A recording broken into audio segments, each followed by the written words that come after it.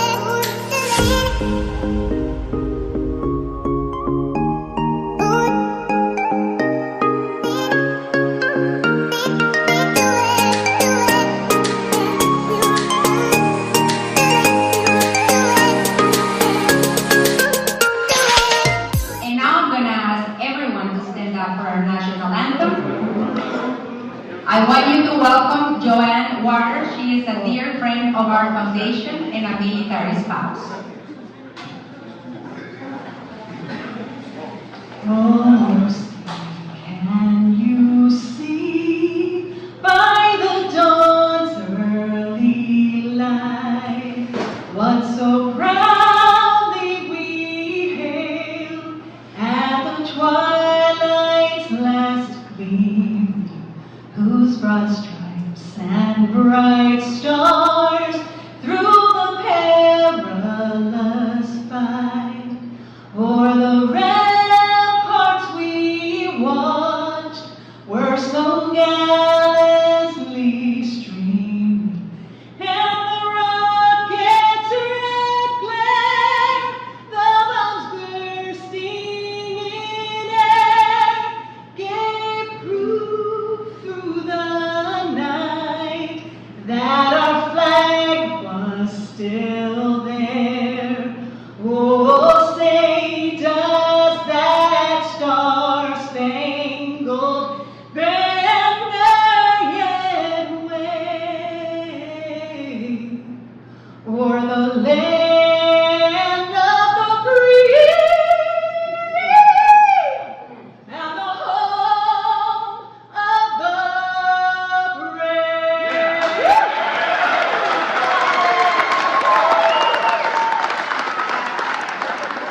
Veterans, you know what I'm talking about.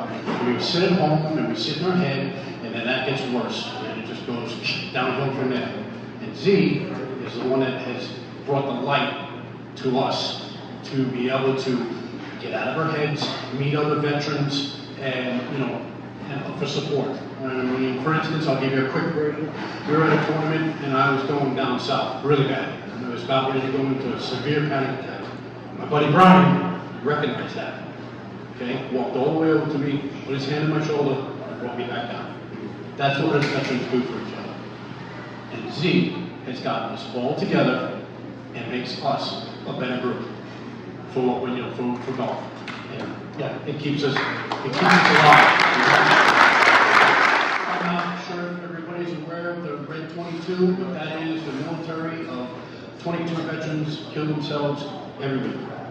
So it's a support. And this foundation is one of the foundations that prevent us from actually going down that road. As you veterans know, it's a very easy road to go down. And once you're down it, it becomes a dark tunnel. And if it wasn't for my wife, 90% of the times, I wouldn't be here. And so some great veterans, met some great people. My coach, I met him through Willowbar, my coach. I go to him every week. He's changed my game dramatically. The point is I wouldn't be here today if it wasn't for two things. Actually, three.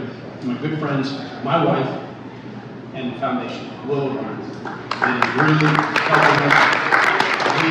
So thank you very much, Dean, for everything. I appreciate it. Thank you for the honor. And, So Richard is the winner of the Willow Baron Award this year, and this present is presented by IPFS Imperial Premium Finance. So there you go. I'll keep it short and sweet. I came across Io and Jeff a couple years ago, transitioning back from the U.S. Virgin Islands, and just what a powerful thing that they're doing for veterans. These are individuals who give their life every single day and then come back to the civilian sector and struggle, not knowing the tools, being able to transition back into a corporate type environment. I remember having this conversation 2 years ago with my CEO, who's here today, Mr. Ketchler, and said, this is something that I believe in. And he said, write the check. He's a railroad guy. Write the check. We're supporting, and we continue to support. We've got a couple of our customers here today, Porsche North America, Mitsubishi North America, and we continue to advocate, because the more companies that know about this, the more support we can garner for Northeast Florida veterans. Again, this is something that's near and dear to me, and raising the level of advocacy and letting more people know that we have a lot of veterans out there that are struggling, that need help, is just something that I'm passionate about. We help one. I think the initial speaker said 22. So if we can move that rule to 21 or 20 or 19, it's a win for us. So again, Jeff, Zio, for everything that you guys do, great event for all the veterans here today that have participated. I've got my wife and my 2 children were able to participate in the program and get a chance to play golf. So it's just something that is important, and I thank each and every one of you that have came out today to support. Thank you very much.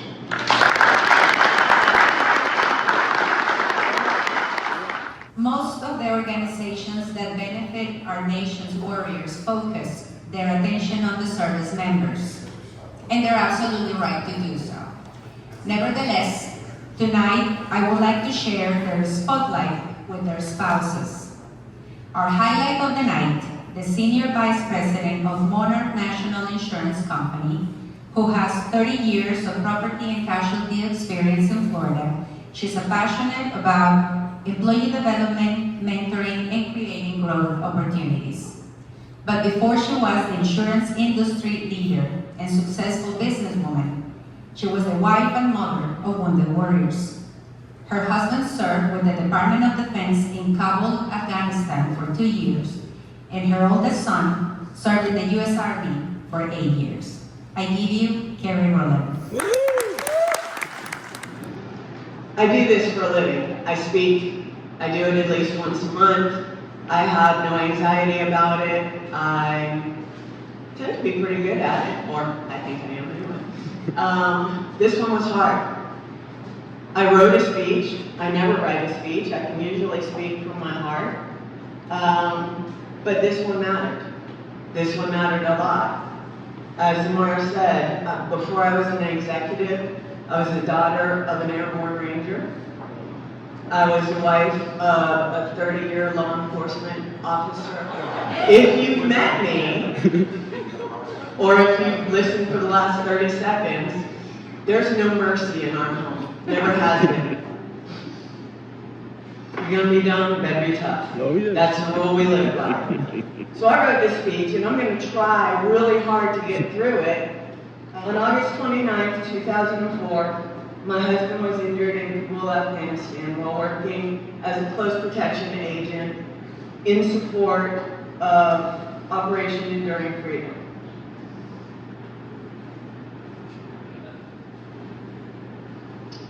A homicide bomber breached the gate, detonated, killing 11 individuals, 4 of which were American, and injuring 24 more. That was my husband's first ride in a Black Hawk. Unfortunately, it wasn't his last. When he came home, he was different, but he was injured. And so we spent a lot of time working on the physical aspect of his injuries. Multiple surgeries, rehabilitation, physical therapy. You all know exactly what that looks like. But I noticed as we went through the process that that wasn't his only injury. He was angry, he didn't sleep at night. It was tough, but he wasn't ready to talk about it and I didn't have the tools. 2 years later, my oldest son, at age 17, decided he was going to join the Army.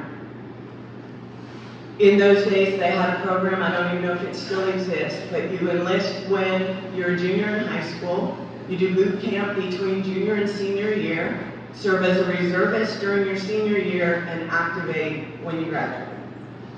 I was so proud of this boy. Fort Leonard Wood, Missouri. That's a terrible place. 21 Bravo. And then later, 88 Mike. All through the same base. All through the same base. He served 3 tours overseas, 2 in Iraq, 1 in Afghanistan, in support of, I'll remember these, Operations New Dawn, Enduring Freedom, and Iraqi Freedom. Yes. My son's injury, his first injury, was a traumatic brain injury. He soldiered on because that's what you do. He, today, although he refused to bring it, he walks with a cane. He's 37 years old. He has a deteriorating spine, irreparable ligaments in his ankle, and no cartilage in his knee.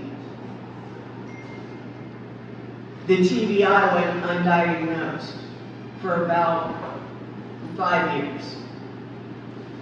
But what we did realize is that my son never came home.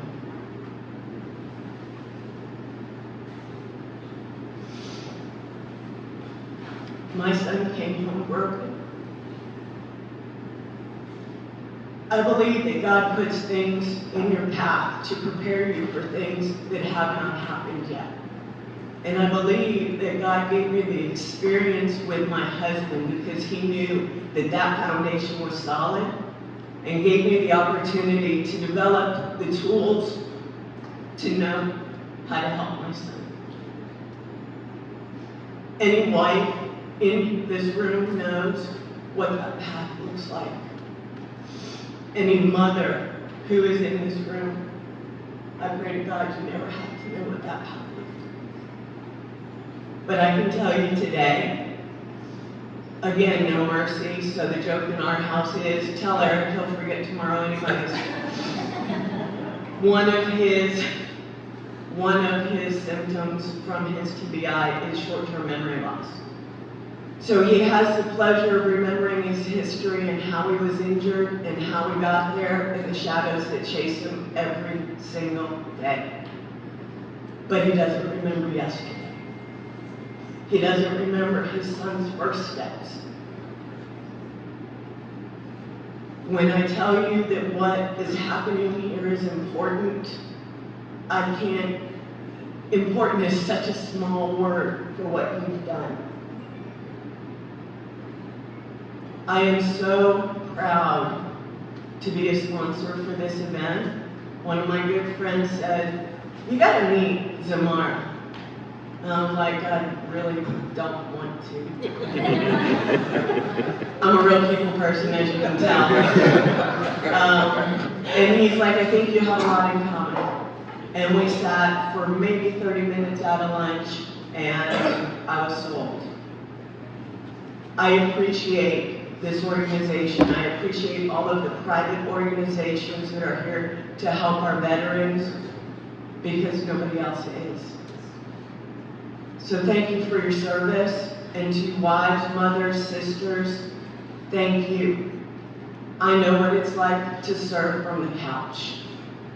It's hard, it's painful, and it's heartbreaking. But today I can look and see my son because he's back. So thank you.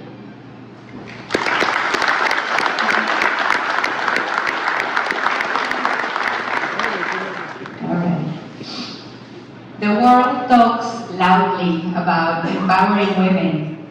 Military spouses and mothers are already empowered and silenced by duty, just like you, Gary. As I have come to know our beneficiaries closely, many of them have told me that without their spouses' love, patience, and encouragement, they couldn't have completed their missions and returned home. Military spouses have to build a life and raise their children away from family support and start from scratch, not once or twice, but many times when the nation calls. One fact that we civilians often overlook is that the men and women in uniform have families. Their sons, daughters, spouses, brothers, and sisters. So when soldiers wear the uniform and take the oath in the flesh, their families do the same in their spirit. Military spouses and mothers are the greatest patriots as they nurture the warriors of the United States of America. Many of them didn't plan to, but somehow they found the courage to share their loved ones with a nation that sometimes is ungrateful. They are made of a special thread, a mix of pride, love, and tears, soft as silk, yet as strong as iron. You can say they have the will of iron,